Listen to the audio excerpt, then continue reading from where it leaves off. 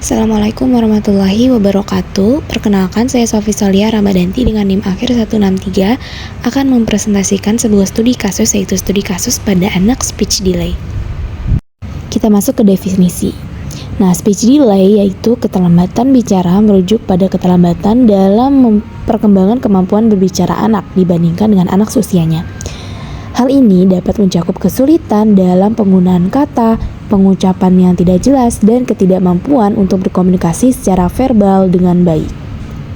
Kita masuk ke contoh kasus, yaitu saya ambil dari pasangan artis, yaitu Onat dan Baby Priscilia.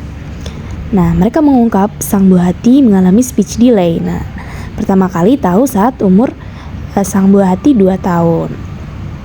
Nah, mengapa sih Onat dan Baby ini anaknya mengalami speech delay? Nah, itu akan terungkap di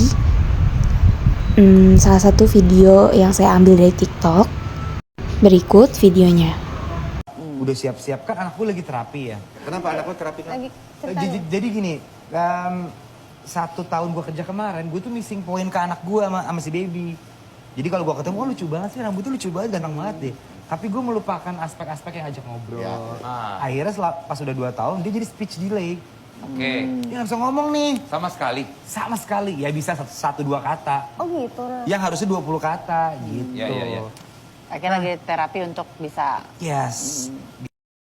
Nah, dari video tersebut dapat disimpulkan sang buah hati mengalami speech delay karena sosial ya, kurangnya komunikasi dengan anak dengan orang tua.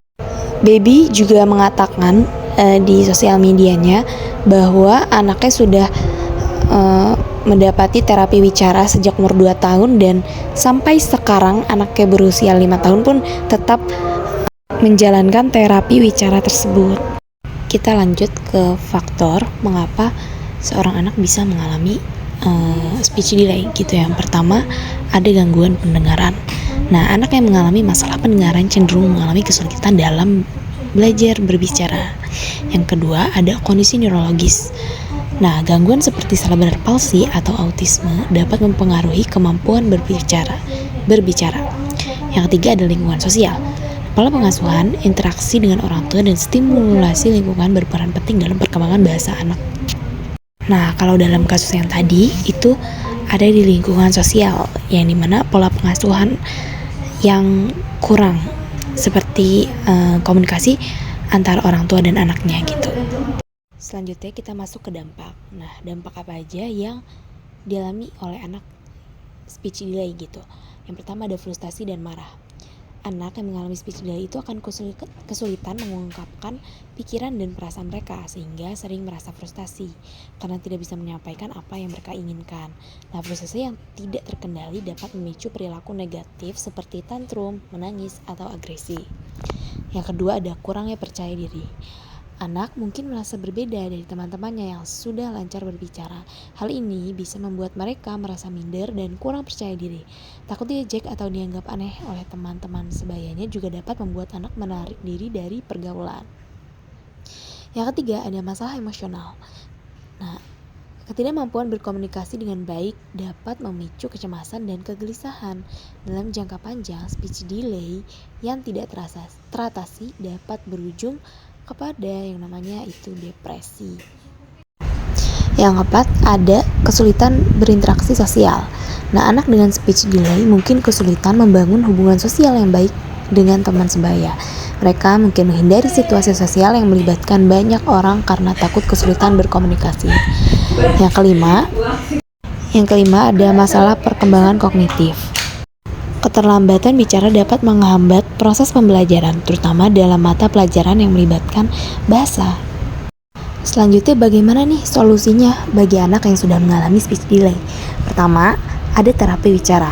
Nah, terapi wicara yang dilakukan secara rutin oleh terapis wicara profesional sangat penting untuk melatih kemampuan berbicara bahasa dan komunikasi anak. Nah, itu seperti contoh kasusnya tadi, sang anak langsung di terapi wicara gitu oleh orang tuanya. Yang kedua adalah stimulasi bahasa di rumah. Berbicara dengan jelas, membaca buku, bernyanyi, dan bermain permainan bahasa, mengajak anak bicara dan memberi mereka pujian. Nah, yang ketiga ada konsultasi dengan dokter. Dokter dapat melakukan pemeriksaan untuk mengetahui apakah ada penyebab medis di balik speech delay, seperti gangguan pendengaran atau gangguan perkembangan lainnya. Nah, yang keempat ada terapi pendukung, seperti terapi okupasi dan pendukung lainnya. Yang kelima ada dukungan lingkungan. Ciptakan lingkungan yang mendukung dan sabar dalam menghadapi anak dengan speech delay. Kerjasama dengan sekolah, yaitu dengan melibatkan guru dan sekolah dalam membantu anak mengatasi kesulitannya. Baik, itu semua dari presentasi saya hari ini. Mohon maaf bila banyak kekurangan dalam berucap. Wassalamualaikum warahmatullahi wabarakatuh.